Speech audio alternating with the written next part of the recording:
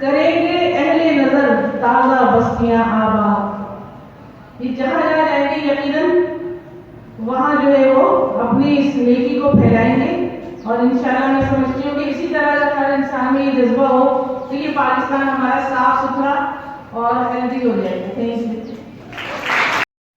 छोटी छोटी चीज़ों की वजह से मिसमैनेज हो गए थे, क्या क्या है तो ये आपने करना है, आप करेंगे। मेरा हाथ उठाकर आप थोड़ा सा रिस्पॉन्स दीजिएगा। थैंक यू, बहुत शुक्रिया, बहुत शुक्रिया। अच्छा,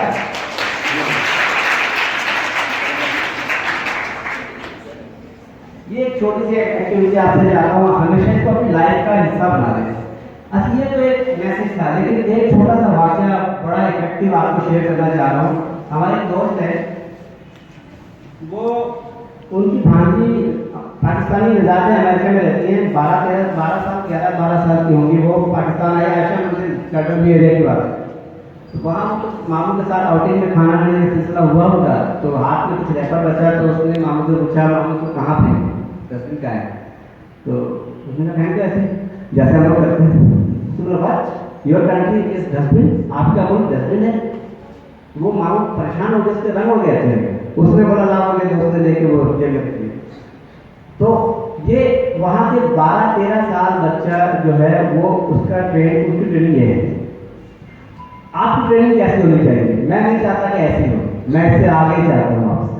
अब आप सुन लें आगे क्या है।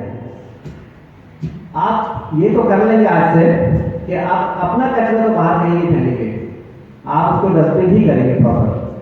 लेकिन इससे एक कदम आगे जाके करना है आपका काम, वो ये होगा कि आपने दूसरों को नसीहत भी करनी है।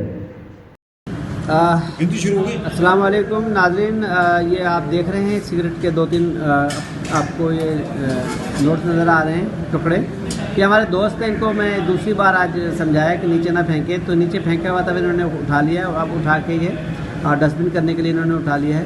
मतलब ये है बताना आपको कि इस तरह आप भी अपने दोस्तों को, इर्द के माहौल को नसीहत किया करें ताकि वो उनकी हैबिट हो सके और फिर डस्टबिन किया जा सके।